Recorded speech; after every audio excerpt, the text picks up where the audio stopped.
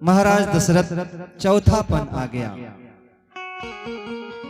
लेकिन उनको कोई संतान नहीं थी।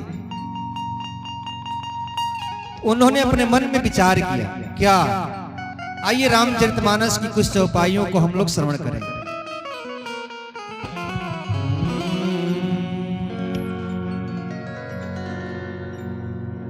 एक बार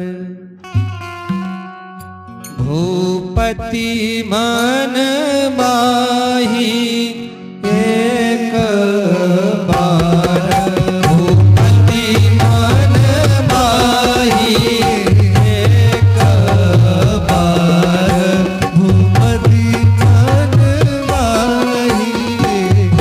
आई गलानी मोरे सूत नाही, आई गलानी मोरे सूत नाही। एक बार भूपति मन माही, एक बार भूपति मन माही, एक बार। रामचरितमानस को आप लोगों ने पढ़ा होगा तो ध्यान दीजिएगा, एक बार शब्द 7 बार आया है, और जहां पर एक बार शब्द लगा है समझिए वहां पर एक विशेष घटना छिपी हुई है।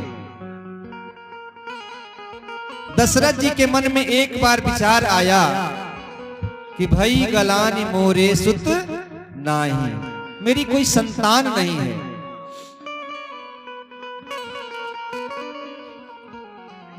तो इसका मतलब थोड़े है कि जहां तुलसीदास जी ने लिखा है चौथापन में, वहीं पे उनको यह बात समझ में आई। एक बड़ी प्यारी सी कथा आपको सुना रहे हैं, सुनिएगा ध्यान से।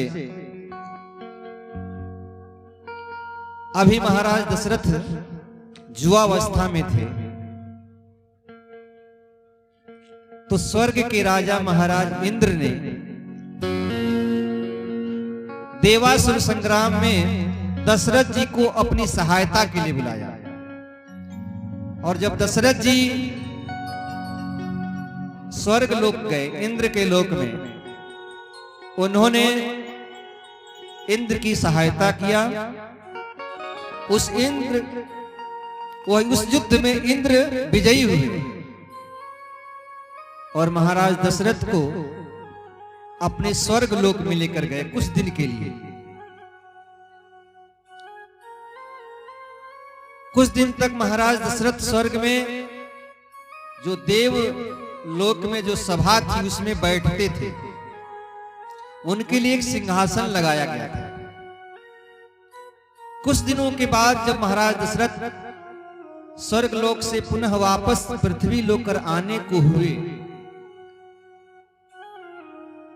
लेकिन उसी समय कुछ ऐसी बात थी, दशरथ जी उसको समझने के लिए पुनः स्वर्ग लोक में गए। अभी आधे रास्ते पे आए थे, पुनः चले गए। जैसे ही स्वर्ग लोक गए तो क्या देखा कि जिस सिंहासन पर बैठे थे उस सिंहासन को वहां के सेवक जल से धो रहे हैं। उन्होंने सेवकों से पूछा, महाराज इस सिंहासन को क्यों धोया जा रहा है? जो सेवक थे महाराज दशरथ को नहीं पहचान पाए। उन्होंने कहा, आपको पता नहीं, हमारे जो महाराज इंद्र हैं उनके एक मित्र हैं जो पृथ्वी लोक से आए थे और इस सिंहासन पर बैठ गए थे, इसीलिए इसको धुलाया जा रहा है।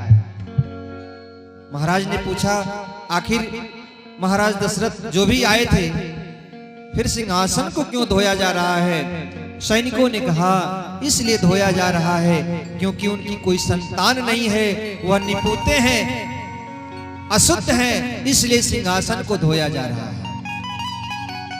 तो संत कहते हैं कि उस समय महाराज दशरथ के मन में एक ग्लानि हुई कि मेरी कोई संतान नहीं है। एक बार दूसरा दृष्टांत